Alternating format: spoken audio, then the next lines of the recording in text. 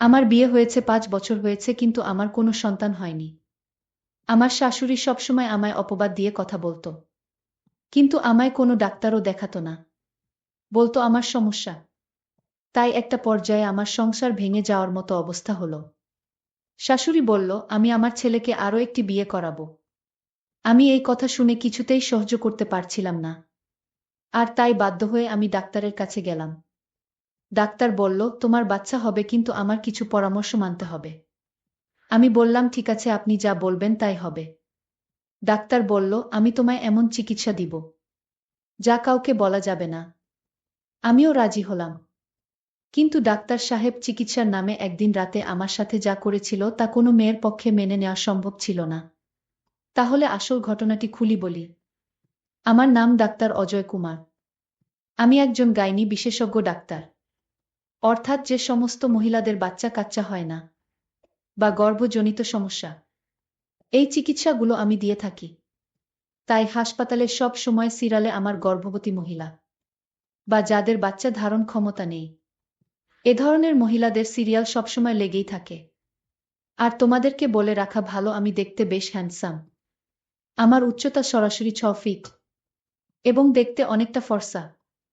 তো যাই হোক বন্ধুরা, আমার কাছে একদিন হঠাৎ করে একটি মেয়ে চিকিৎসা নিতে আসলো। তার সমস্যা হচ্ছে প্রায় ৫ বছর যাবত বিয়ে হয়েছে, কিন্তু বাচ্চা কাচ্চা হচ্ছে না। আর যেহেতু আমি একজন গাইনি বিশেষজ্ঞ এবং আমার এলাকার মধ্যে অনেক নামকরা, তাই মেয়েটি আমার কাছে আসলো এবং সমস্ত কিছু খুলে বলল। তখন আমি তাকে বিভিন্ন রকমের টেস্ট দিলাম এবং পরীক্ষা করে দেখলাম যে তার বাচ্চা ধরার ক্ষমতা সবকিছু ঠিকঠাক আছে। তারপরেও তার বাচ্চা হচ্ছে না। তাহলে কি কারণ হতে পারে আমি চিন্তা করতে লাগলাম। অবশেষে আমি বুঝতে পারলাম এটা তার স্বামীর সমস্যাজনিত কারণ ছাড়া আর কিছু না। তাই আমি তাকে আমার পার্সোনাল চেম্বারে ডেকে পাঠালাম এবং তাকে জিজ্ঞাসা করলাম, তোমার পারিবারিক পরিস্থিতি এখন কেমন? মানে যেহেতু তোমার বাচ্চা হচ্ছে না, এজন্য তোমার শ্বশুর বাড়ির লোকজন তোমার সাথে কেমন ব্যবহার করছে? তখন সেই মেয়েটি অনেক কান্নাকাটি করল আমার কাছে এবং সমস্ত কিছু খুলে বলল যে শ্বশুর বাড়ির শ্বশুর শাশুড়ি থেকে শুরু করে বাড়ির সমস্ত লোক এমনকি এখন নিজের স্বামী ও তার সাথে ভালো ব্যবহার করে না এবং ভালো চোখে দেখতে পায় না, কারণ তার বাচ্চা হচ্ছে না। অর্থাৎ তার সমস্ত দুর্বল পয়েন্টগুলো আমি শুনে নিলাম। আর তারপরে তাকে আমি একটা অফার করলাম যে আমি তোমাকে যে কোনো চিকিৎসার মাধ্যমে বাচ্চা দিতে পারি, তবে একটি শর্ত আছে। সেটা হচ্ছে আমি তোমাকে যে সমস্ত চিকিৎসার কথা বলব সবগুলো মেনে নিতে হবে। কোনোরকম অজুহাত বা আপত্তি করা যাবে না। তাহলেই তোমার বাচ্চা হবে। এ কথা শোনার পর মেয়েটি অনেক খুশি হল এবং বলল, স্যার আপনি যা বলবেন আমি তাই মেনে নেব। তবুও আমার একটি বাচ্চা দরকার, কারণ বাচ্চা ছাড়া আমি আমার শ্বশুর বাড়িতে একদম অসহায় এবং আমরা অনেক গরিব ফ্যামিলির লোক। যদি তারা আমাকে ছেড়ে দেয় তাহলে আমার বাবা অনেক বিপদে পড়ে যাবে। তাই আপনি যেভাবেই হোক আমাকে এই সমস্যা থেকে উদ্ধার করেন। যখন মেয়েটি এই কথাগুলো বলল, আমি ভাবলাম এখন আমি তাকে যা বলি তাই মানবে। আমি বললাম, দেখো তুমি কিছু মনে করো না। আসলে তোমার মধ্যে কোনো সমস্যা আমি দেখতে পাইনি। মেইন সমস্যা তোমার স্বামীর মধ্যে হতে পারে। কিন্তু তুমি যদি এই কথা তোমার স্বামীকে গিয়ে বল, তোমার স্বামী কখনো বিশ্বাস করবে না এবং তোমাকে উল্টো বকাবকি করবে এবং তালাক দিয়ে দিবে, কারণ তোমার সব কিছু ঠিকঠাক আছে। এ কথা শোনার পর মেয়েটি প্রথমে একটু ধুম ধরে চিন্তা করল।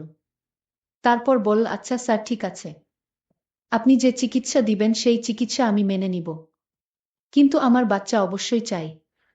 আমি বললাম, আমি তোমাকে যে চিকিৎসাটা করব সেটা কাউকে বলা যাবে না। মেয়েটি বলল, ঠিক আছে স্যার, আমি কাউকে বলবো না। আমি বললাম, আমি তোমাকে চিকিৎসা দেওয়ার পর যদি তোমার বাচ্চা না হয়, যদি বাচ্চা না হয় তাহলে আমি বুঝব। ডাক্তারের কথা শুনে আমি অনেক আস্থা পেলাম। কত ডাক্তার কবিরাজ দেখিয়েছি, তাও সন্তান হলো না। আর আপনার চিকিৎসার মাধ্যমে আমি মা হতে পারবো, এটা ভেবে আমার অনেক খুশি মনে হলো। তারপর আমার সঙ্গে বোঝাপড়া করবে। তাহলে তুমি যদি রাজি থাকো, দেরি না করে আমি তোমার চিকিৎসা শুরু করে দিতে পারি। তখন মেয়েটি বলল যে স্যার আপনি এখনই করতে পারেন চিকিৎসা। আমি বললাম, আমি তোমাকে যে চিকিৎসা করব সেটা এখানে সম্ভব না। তাহলে কোথায় সম্ভব?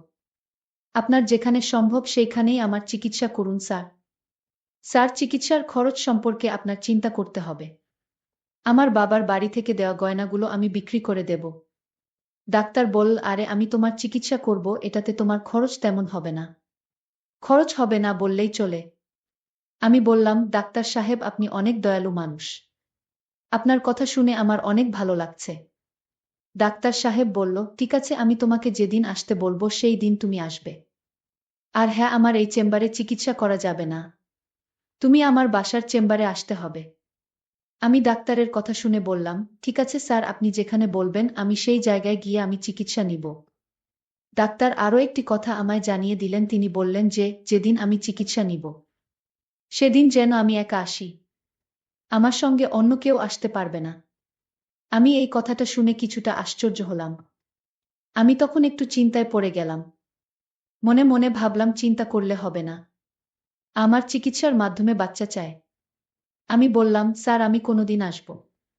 ডাক্তার বলল, তোমার ফোন নাম্বারটি দিয়ে যাও। আমি তোমাকে যেদিন কল করব ঠিক সেই দিন তুমি বাসার চেম্বারে চলে আসবে। ডাক্তার বলল, আমার একটি কার্ড নিয়ে যাও, এই কার্ডে আমার বাসার ঠিকানা দেওয়া আছে। আমি যেদিন তোমায় ফোন করব ঠিক সেই দিন চলে আসবে। আমি বললাম, ঠিক আছে স্যার। আমি বাড়িতে ফিরে আসলাম। এসে দেখি আমার স্বামী ঘরে মন খারাপ করে শুয়ে আছে। আমার স্বামী আমায় জিজ্ঞেস করল, কোথায় গিয়েছিলে তুমি? আমি বললাম, আমি একটু বাপের বাড়ি গেছিলাম। আব্বার শরীরটা তেমন ভালো ছিল না তাই। আমার স্বামী বলল, আমার কাছ থেকে অনুমতি নেওয়ার প্রয়োজন ছিল না। আমি তাকে বললাম, দেখো আমি তোমার নাম্বারে ফোন দিয়েছিলাম। তখন তোমার ফোন বন্ধ ছিল আর তাছাড়া তুমি বাড়িতে ছিলে না। আর তাই বাবার অসুস্থতার কথা চিন্তা করে চলে গেছিলাম। আমার স্বামী বলল, আমি মানছি আমি বাড়িতে ছিলাম না। আমার মা তো ছিল। মায়ের কাছে বলে যেতে পারতে। আমি তখন বললাম, মা তো শুধু আমায় বকাশকা করে আমাকে দেখতে পারে না। সবসময় কুটা দিয়ে কথা বলে আমি নাকি এ বাড়িতে পোড়া কপাল নিয়ে এসেছি। আমার সন্তান হয় না। এটা কি আমার দোষ? আল্লাহ যদি না দেন তাহলে আমাদের কোনো হাত আছে? আপনার মায়ের কথা আমার আর সহ্য হয় না। আমি কত অপমান সহ্য করে তোমার বাড়িতে আছি। আমি এতে কিছু মনে করি না। আমি আম্মার কথায় কিছু মনে করি না। আমি ভাবি যে এরকম সবার বেলায় হতে পারে। আমার স্বামী বলল, তাই বলে কি আমার মায়ের কাছে বলে যাবে না? আমি বললাম, ঠিক আছে, এইবার আমার ভুল হয়ে গেছে। আমি এখন থেকে কোথাও গেলে আমি আপনাকে না পেলে মাকে বলে যাব। আমি জানি এখন আমার স্বামীর কাছে ভুল স্বীকার না করলে সে সারাক্ষণ বকবক করবে। এর চাইতে ভুল স্বীকার করলেই তার কাছে আমি ভালো। আর তার কাছে ভালো থাকার জন্য আমি মাথাটা নিচু করে দিলাম। আমার স্বামী তখন আমায় আদেশ করে বলল, আর কোনোদিন তার অনুমতি ছাড়া যেন বাড়ির বাহিরে না যাই। আমি বললাম, ঠিক আছে, আমি আপনার অনুমতি ছাড়া বাড়ির বাহিরে যাব না। এরপর দিন ডাক্তার সাহেব রাত ৮টার দিকে আমায় ফোন দিল। আর বলল, তুমি আজ আমার বাসার চেম্বারে আসো। আজ তুমি আমার সাথে দেখা করো। আজ তোমাকে সঠিক চিকিৎসা দিব। আমি বললাম, ডাক্তার সাহেব এখন তো রাত হয়ে গেছে, দিনে আসলে হয় না। ডাক্তার সাহেব তখন আমায় ধমক দিয়ে বলল, তুমি কি আমারে অন্যদের মতো মনে করো? আমি একজন ডাক্তার, আমি সারাদিন বিজি থাকি। আমার প্রতিদিন হাজার হাজার রোগী দেখতে হয়। কিন্তু তোমার রোগটা একটু ভিন্ন, তাই তোমাকে আমার বাসার চেম্বারে আসতে বললাম। তুমি মনে করছো আমি দিনে ফ্রি থাকি? আমার রাতে ছাড়া আর সময় নাই। যদি চিকিৎসা নিতে চাও তাহলে আজ চলে এসো। আমার মতো এরকম ডাক্তার আর পাবে না। আমি ডাক্তারকে বললাম, ডাক্তার সাহেব আমি আসছি। এখন আমি চিন্তা করতে লাগলাম বাড়ি থেকে কিভাবে বের হব। কারণ আমি যদি রাতে ঘর থেকে বের হই তাহলে আমার স্বামী আমাকে সন্দেহ করবে। আর তাই আমি এখন কি বলে ঘর থেকে বের হই? মাত্র ২ দিন আগে আমি আমার স্বামীর সাথে মিথ্যা কথা বলে ঘর থেকে বের হলাম।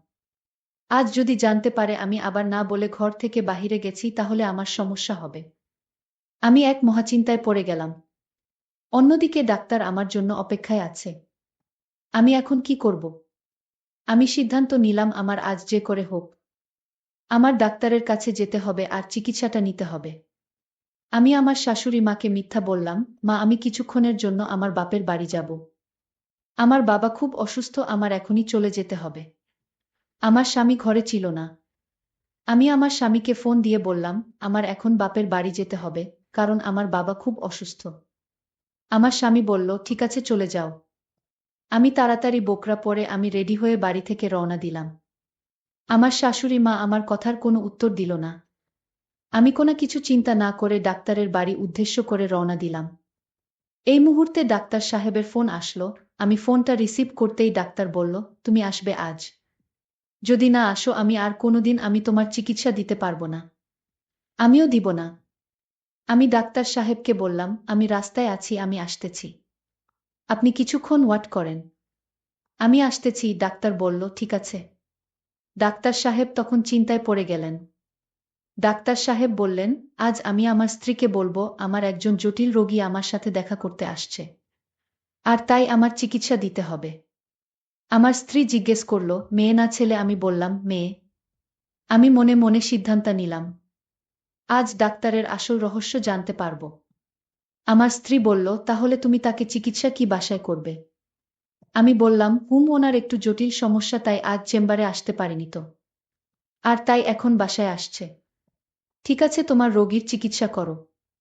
এর আগে আরো 5 জন মেয়ে তোমার বাসায় আসছে চিকিৎসার জন্য। আমি বুঝলাম না রাতে আসে কেন। আমি আজ দেখব আমার স্বামী কি চিকিৎসা দেয়। আমি আমার স্বামীর উদ্দেশ্য জানার জন্য আমি আগে থেকেই ওনার পার্সোনাল রুমে লুকিয়ে পড়ি। মেয়েটি তখন রুমে এসে হাজির। ডাক্তার সাহেব বলল, তোমার জন্য আমি অনেকক্ষণ ধরে অপেক্ষা করছি।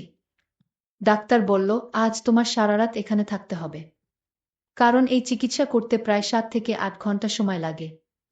আমি ডাক্তার সাহেবকে বললাম, কোনো সমস্যা নাই, আমি বাড়ি থেকে বলে এসেছি। ডাক্তার বলল, তাহলে তো কোনো সমস্যা নাই। আচ্ছা, আজ যে চিকিৎসাটা আমি তোমায় দিব তুমি কিন্তু কাউকে বলতে পারবা না। ঠিক আছে ডক্টর সাহেব, আমি কাউকে বলবো না। আপনি আমার চিকিৎসা শুরু করতে পারেন। ডাক্তার বলল, ঠিক আছে, তুমি বেডে শুয়ে পড়ো, কোনো নড়াচড়া করবে না। আমি বললাম, ঠিক আছে ডাক্তার, আমি বেডে শুয়ে পড়ছি। তখন আমি লক্ষ্য করলাম ডাক্তার সাহেব লাইট বন্ধ করে দিল। আমি বললাম, ডাক্তার সাহেব লাইট বন্ধ করলেন কেন? ডাক্তার সাহেব বলল, আমি তোমায় এখন যে চিকিৎসা দিব সেটা অন্ধকারে দিতে হয়। আমি বললাম, না ডাক্তার সাহেব, আমার খুব ভয় করছে, আমার সাথে কেউ আসেনি। আমি একা আপনার রুমে, আমার খুব ভয় করছে। ডাক্তার বলল, ভয়ের কিছু নাই, চিকিৎসা নিতে হলে ভয় করলে চলবে। ডাক্তার সাহেব যখন আমার বেডে আসলো, ঠিক তখনই লাইটটা জ্বলে উঠল। ডাক্তার সাহেব চমকে উঠল, লাইট কিভাবে জ্বলে উঠল? বাড়িতে কি ভূত এসেছে নাকি? আমার প্ল্যানটাই নষ্ট করে দিল। তখন আমার স্ত্রী বলল, হ্যাঁ, বাড়িতে ভূত এসেছে। এই যে দেখতে পাচ্ছ, আমিই তো ভূত। আমি বললাম, আশ্চর্য, তুমি না আমার রুমে ঘুমিয়েছিলে, তুমি এখানে কি করে আসলে? আমি বললাম, তোমার আসল চিকিৎসাটা দেখার জন্য আমি আগে থেকেই ঘরে লুকিয়েছিলাম। এই বুঝি তোমার চিকিৎসা? আমার স্ত্রীকে বললাম, তুমি যা ভাবছো আমি ঠিক তেমনটা নই। মেয়েদেরকে মিথ্যা কথা বলে তুমি এইভাবে চিকিৎসার নামে এসব করো। আমি ডাক্তার সাহেবের স্ত্রীর কথা শুনে চমকে উঠি, হায় আল্লাহ, আমি আজ বেঁচে গেলাম। আমি ডাক্তার সাহেবের উদ্দেশ্য বুঝতে পারিনি। তার বাহিরের চেহারাটা অনেক সুন্দর, কিন্তু ভিতরের দৃশ্যটা যে এত নোংরা আমি জানতাম না। আজ হয়তো আমি ডাক্তার সাহেবের স্ত্রীর জন্য বেঁচে গেলাম। ডাক্তার সাহেবের স্ত্রী আমাকে বলল, এই মেয়ে, তোমার বাড়ি কই? আর তোমার মা বাবা স্বামী কেহ নাই? তোমার মাথায় কি সমস্যা আছে নাকি এই এত রাতে কেউ একা একা চিকিৎসা নিতে বের হয়? আমি তখন কেঁদে বললাম, দেখুন, আমার স্বামী আমারে কোনোদিন ডাক্তার দেখায় না। সে নিজেও ডাক্তার দেখায় না। ডাক্তার সাহেবের স্ত্রী বলল, আচ্ছা, আমার স্বামী তোমার রিপোর্ট দেখেছে? আমি বললাম, হে, আমার কোনো সমস্যা নেই, রিপোর্ট ভালো। তোমার সমস্যা নাই, তাহলে তুমি চিকিৎসা নিতে আসলে কেন? চিকিৎসা নিবে তোমার স্বামী। আমি তোমার স্বামীর জন্য কিছু ওষুধ দিয়ে দিচ্ছি, এগুলো নিয়ম করে খাওয়ালে ইনশাল্লাহ ঠিক হয়ে যাবে। বন্ধুরা, আজকের গল্পটি এখানেই শেষ করলাম। ভালো লাগলে চ্যানেলটি সাবস্ক্রাইব করে পাশে থাকবেন। ধন্যবাদ।